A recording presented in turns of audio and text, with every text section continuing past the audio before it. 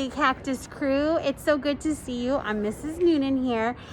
This is going to look a little bit different because I was unable to record my live session. My computer was fried because we had a power surge. And so it's kind of fried all of the electrical in my classroom.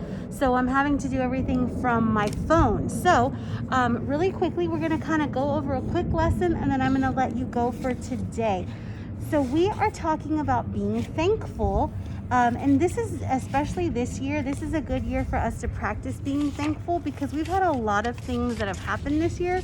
So we're going to be thankful for the things that we do have. One of the activities that you're going to have today is your turkey tracing page. This is going to get folded in half, and you're going to glue this in your blue journal. Then on the other page, you can write your site, you can do your site word up page, and you can add that in there.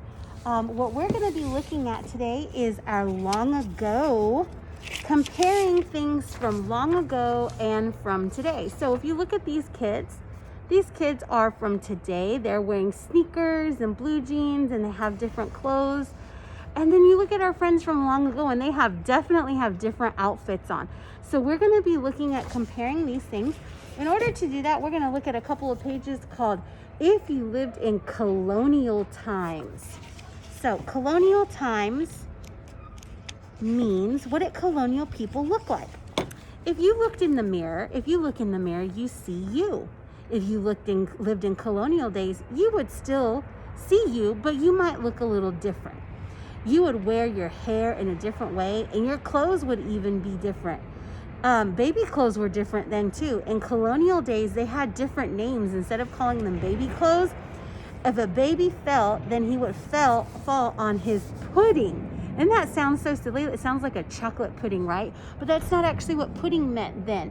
A pudding was a soft pillow worn around the baby's middle to keep them from getting hurt. So it's almost like a big donut. See that? And it actually says that when boys and girls were 6 years old, they would get to stop wearing their baby clothes. And from that time on, then they would dress like their moms and dads with different aprons. So here's what a mom might look like, or a dad. But can you believe that some of you are 6 right now? That means if you were a kid in colonial times, you would have just now stopped wearing your baby clothes. And if some of you are 5, that means you would still be wearing your baby clothes right now. Where do you think people bought their clothes in colonial times? They didn't buy them. They had to make them. They planted flax to make linen thread, and they raised sheep to get wool. And everybody had a job when it was time to make clothes. The children gathered berries and roots to make dye to color the yarn, and grandmas would sort the wool. And the clothes were actually bright colored clothes in yellows, reds, and purples because they would dye them with the different berries and things that they had around them. They were always working. So even if they went to go visit a friend's house and they went on their horse or they walked, they would take their spinning wheel with them and they would work at their friend's house. There was never a time that they were sitting still. Have you ever had a chore that you had to do and you said, oh, I'm just going to do it tomorrow? Miss Noonan has. Sometimes my laundry, I look at all my laundry and I go, I'm just going to do my laundry tomorrow. But if I was in colonial times, I wouldn't be able to do that. I would need to get as much work done as I could when I had the time, because it might take me several days to get laundry washed because it didn't look the way that it looked now. We would have to use something called a big basin and a scrub board, and we would have to wash our clothes that way and then take them to the river and rinse them out and wring them out. But now we can just put them in our washing machine and they get washed. The men and the boys fished and came home with lobsters, clams, and many other kinds of fish. Another thing that a lot of colonial people ate was corn. Lots of corn. Corn that was boiled, corn that was steamed, roasted. Native Americans taught the colonial people how to plant these items so that they could grow them. And then, of course, they hunted and they grew other vegetables like pumpkins and squash. Just like a bear has to get ready for winter, or a squirrel has to gather all of their food, colonial people had to do the same thing because they didn't have grocery stores the way we do, where we could just go in our car and go to the store and get what we needed. They had to work for months and months to get their food ready. And what they would do was they would smoke the meat, or they would cut up apples and pumpkins and peaches and peel them in slices and hang them up to dry. And they would have that as dried fruit, or it could later be put into stews or jams so that they wouldn't be hungry during the winter. Let's talk about school. Do you think children in colonial times went to school? Give me a thumbs up if you think they went to school. Give me a thumbs down if you think they didn't. Well, guess what? Both of those are right. Sometimes when you were a little kid in a colonial time, not all families sent their kids to school. Some families needed their kids to work on the farm. Some kids did get to go to school, but it wasn't always very fair. Usually, the boys would get to go to school longer than the girls. The girls had to go home and help take care of their household after learning their primary things like their letters and their numbers. So I'm so grateful and thankful to live in a time where we can have a fairness, where we can go to as much school as we want and learn all of the things that they want.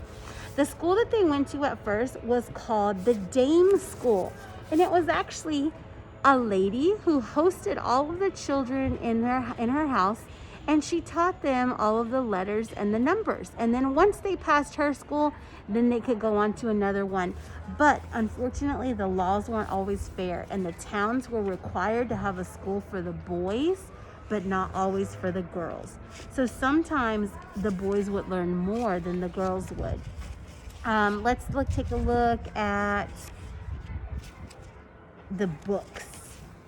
All right, a lot of times the families read books passed down from generations that they had kept, or a Bible, or a primary book. If you were sick, your mother made you as comfortable as she could, but there was no doctor. We couldn't just go to the doctor and get cold medicine, right? What instead they would do, if people were sick, they would use herbs that come from nature. And a lot of times the herbs that come from nature that they learned how to use to help make people feel better didn't taste very good.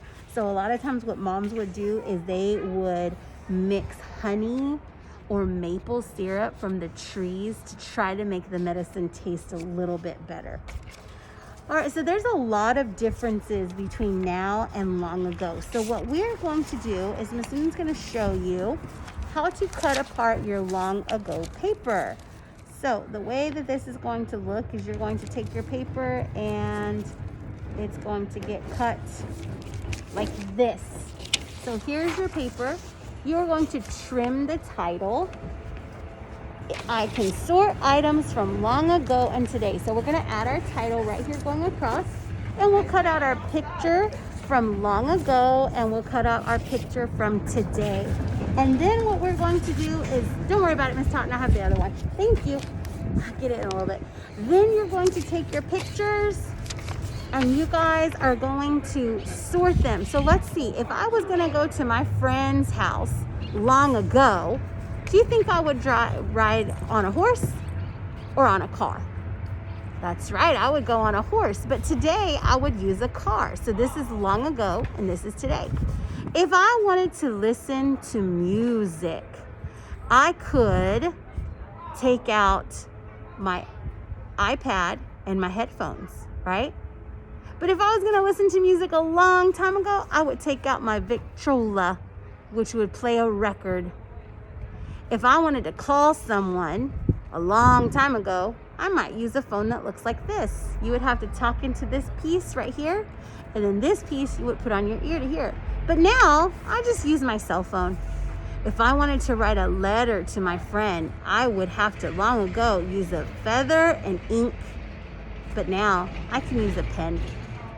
If I wanted to write my ABCs a long time ago, I might just use a chalkboard with a piece of chalk. But now, I can use paper and a pencil. If I wanted to read a book a long time ago, I might have to read it by a candle and not have a chair. But now I have a lamp and a comfy spot to sit in. So you're going to cut those out and you're going to sort them, and at the end, then you're going to color them. The other page that you also have that you're going to do You have a long ago and today matching. So a long time ago, this would be our lunchbox. And this would be how we practice our letters. And this would be how we gathered new information. Can you match them to the correct picture? If we had a lunchbox a long time ago, what do you think our lunch might look like if we were at school? If we wanted to do research, could we turn on our computer instead? If we wanted to write our ABCs, maybe we could match it to our notebook. You have that paper, and then you also have another matching right here. So match what we would use from long ago. Instead of a horse and a wagon, what could we use to get someplace? Instead of an oil lamp, what could we use to see at night? Instead of a wash tub with a washboard, what invention do we have that helps make our laundry go faster? And instead of a feather and an ink well, what could we use to write? Don't forget to send me your pictures, friends, and I hope that you're having a great week. I hope that everyone is working on finding ways to be thankful. Even though my technology is all a mess, I am so thankful for you, and I can't wait to see you tomorrow. Bye.